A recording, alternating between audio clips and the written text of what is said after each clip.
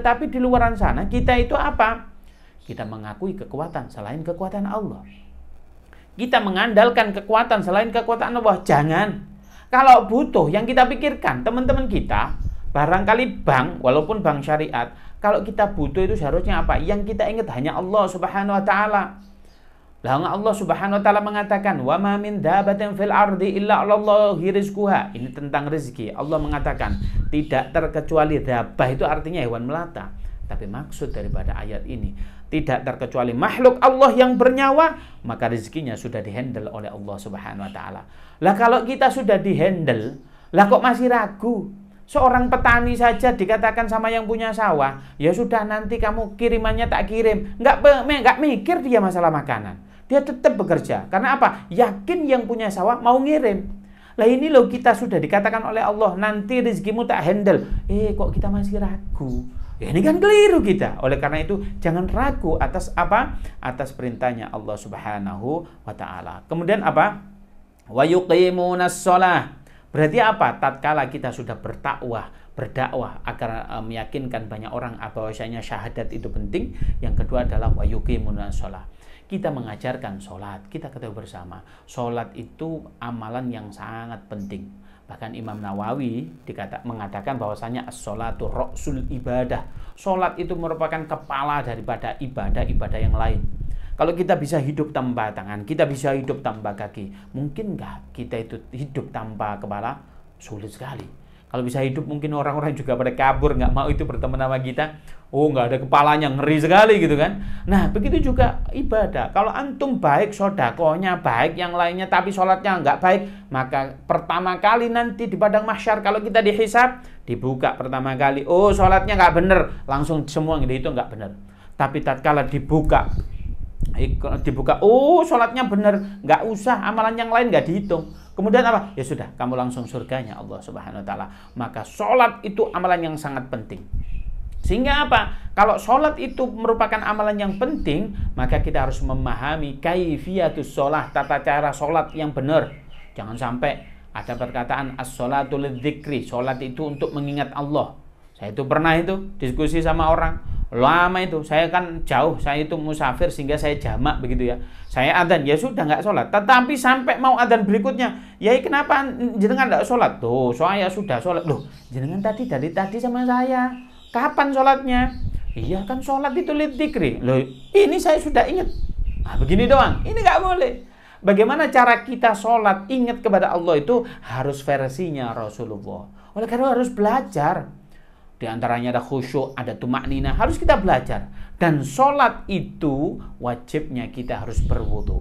Sehingga apa? Kita wajib memahami kaifiyatul wudu. Tata cara wudu yang betul. Oh, ini mana batasannya, kepalanya mana? Ini dikategorikan muka atau enggak? Yang betul. Ini contoh, ada orang berwudu tapi masih ada beleknya sholat subuh. Saya yakin itu enggak sah. Kenapa? Ya masih ada beleknya. Saya yakin di bawah belek itu berarti apa? Ya masih kering, begitu kan? Kalau wudunya kita sudah bisa, berarti apa? Yang kita pakai wudu itu air. Berarti apa? Kita harus memahami macam-macam air. Kita ketahui bersama, sudah kita bahas di bab yang lain. Aqsamul miyah, pembagian air itu ada 4. Di antaranya air mutlak. Air mutlak inilah yang boleh dipakai wudu. Apa saja? Oh, itu banyak, ada 7 dan lain sebagainya. Maka oleh karena itu, kita harus memahami Islam itu secara sempurna. Dari bab toharoh, air tadi, kemudian bab wuduknya, apa yang membatalkan wudhu, amalan apa yang harus kita pakai wudhu, kemudian kita sholat, tata cara sholatnya yang benar, baru sholat ini bab betul. Maknanya dakwah sholat itu berat, ya harus semuanya, tapi jangan dianggap berat, karena kita harus memahami dan sholat kita harus versi Rasulullah. Seumuran kita, ini sudah umur seandainya di atas 40, kita takbir, sholat Allahu Akbar, Allahu Akbar, Allahu Akbar, Allahu Akbar, Allahu Akbar. Ada yang begini, mana yang betul? Lah ini kalau oh itu betul semua, ya sudah, zuhur begini, asar begini, maghrib begini, boleh nggak begitu? Maknanya kita harus memahami bagaimana tata cara sholat yang betul. Sehingga apa? Dakwah kita yang pertama tadi tentang syahadat, yang kedua tentang sholat. Berarti apa? Dimulai dari bab toharoh. Oh, syaratnya sholat itu bagaimana? Syaratnya wudhu. Kita ambil contoh. Kalau ada yang berwudhu, syaratnya itu apa? Tidak ada yang menghalangi anggota tubuh kita itu terkena air. Kalau contoh ada di tubuh kita itu ada yang menghalangi, kita ambil contoh. Kalau cewek-cewek pakai pitek, namanya? Ya itu ya pengecat kuku lah, saya kurang paham itu. Atau tato begitu. Kira-kira sah nggak wudhu kita? Makanya itu harus kita pahami jawabannya di video-video yang lain. Oleh karena itu, ayo kita masuk Islam secara kafah. Ayo kita persiapkan materi kita sehingga yang kita sampaikan itu betul-betul bisa diterima orang dengan baik. Kemudian apa sih? Di sini dikatakan kalau kita sudah bersyahadat, kita sudah berdakwah tentang syahadat. Yang kedua, kita berdakwah tentang sholat. Apa yang ketiga yang kita dakwakan? Yaitu wayu'tuz zakah. Yaitu orang harus menunaikan zakat. Maknanya uqatilu, memerangi orang-orang yang zakat. Ini bagaimana kita menyadarkan orang itu wajib membayar zakat. Maknanya orang itu kadang tidak paham kalau dirinya itu wajib zakat. Zakat itu dipikir ya hanya zakat fitrah saja. Setahun sekali itu pun nggak mau 3 kilo, 2,5 kilo. Loh ini gimana? Padahal mobilnya banyak, rumahnya banyak, penghasilannya banyak. Itu semua ada zakatnya. Oleh karena itu kita punya kambing saja kalau 40, kemudian kita memilikinya selama setahun, maka kita wajib zakat. Berapa zakatnya? Itu ada hitungannya. Petani saja dia harus zakat. Bro, berapa ini? Saya petani kan sawah saya kecil. Pendapatan saya itu nggak sampai 5 kintal. Apa wajib zakat? Tidak. Yang wajib zakat ada. Oleh karena itu di bab zakat ini dibahas total. Orang itu zakat itu begitu penting. Sungguhnya sodako itu terbagi menjadi 2. Yang pertama wajib, yang kedua sunnah. Wajib itu apa? Ya zakat ini. Zakat itu adalah sodako wajib. Kalau wajib, maknanya kalau wajib itu apa? Ya kita kalau tidak melakukan kita dosa. Wajib itu berarti ada aturan mainnya. Kita wajib mengeluarkan kapan dan siapa saja yang menerima. Hanya orang itu, tidak boleh yang lain. Anak yatim boleh nggak? Ternyata nggak boleh. Banyak di antara kita zakat itu ke anak yatim loh. Nggak boleh. Tapi zakat anak yatimnya kan miskin. Ya karena miskinnya, bukan karena yatimnya. Ini ada janda, bukan karena jandanya, tapi karena miskinnya, fakirnya ataupun miskinnya. Oleh karena itu, ayo kita pelajari zakat dan kita sampaikan bab zakat itu dengan baik. Fa idza fa'alu dzalika asammu minni dima'ahum wa amwalahum illa bihaqqil Islam. Maka apabila seseorang itu sudah kita sadarkan, sudah menjaga dengan baik amalan-amalan tadi, maknanya orang kafir. Orang kafir itu enak mana sih dipanggil non muslim atau kafir? Non itu tidak, muslim itu dari kata-kata selamat. Berarti apa? Kalau non muslim artinya tidak selamat. Ya nggak selamat dikatakan ya nggak enak. Kalau kafir itu dari kata kafara yukaffiru, menutup. Berarti apa? Anda tidak iman dengan Tuhan kami, Anda iman terhadap Tuhan mereka. Maknanya kafir itu kata-kata yang betul seharusnya. Sehingga kalau ada orang kafir, sudah kita ajarkan semacam ini. Maka kalau dia kafir itu terbagi menjadi 2. Yang pertama harbi, yang kedua dhimmi. Harbi itu yang bagaimana? Kita nggak boleh makan, kita diusir atau kita dibunuh, maka itu wajib kita perangi. Tapi kalau ada orang kafir di tengah-tengah kita, hidup bertetangga dengan baik, dia baik kok sama kita. Apa-apa interaksi, jual beli baik, maka kata Rasulullah orang semacam itu harus kita jaga.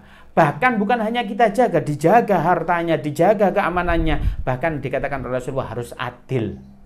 Loh, interaksi adil itu sulit, Pak.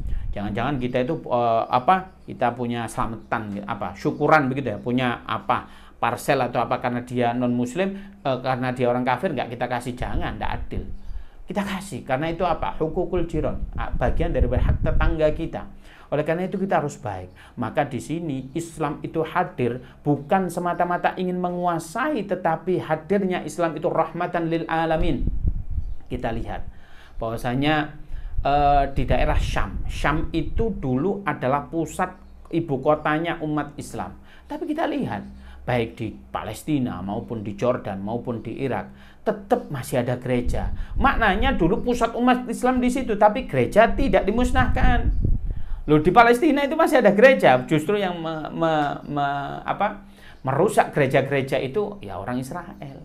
Israel lah yang merusak gereja-gereja itu. Sehingga kalau kita demo itu bukan umat Islam. Sekarang umat Nasrani juga harus demo, memboikot produk-produk Israel tersebut. Oleh karena itu Islam itu hadir di tengah-tengah kita itu untuk apa? Rahmatan lil alamin. Bahkan di Indonesia ini, kita lihat di kota saya aja, Malang. Malang itu mayoritas umat Islam. Dulu tatkala merdeka, di alun-alun, di pusat kota Malang, itu ada masjid terbesar kita. Tapi sampingnya ada gereja, nggak kita hancurkan. Karena apa? Loh, Islam itu hadir bukan untuk membahayakan mereka, tapi hadirnya itu untuk rahmatan lil alamin. Kalau kalian nggak bikin perkara, ya dilindungi, kan begitu.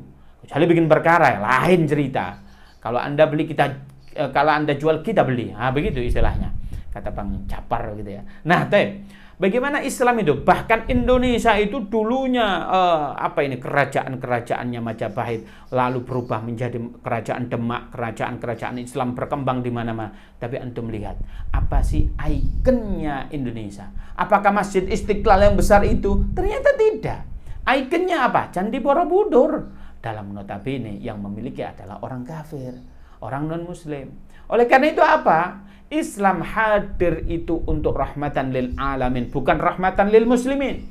Kalau rahmatan lil muslimin, selain non-muslim nggak dapat rahmat. Kalau rahmatan lil alamin, semua orang yang ada di bawah tahta riayahnya Islam, yaitu dilindungi dengan baik.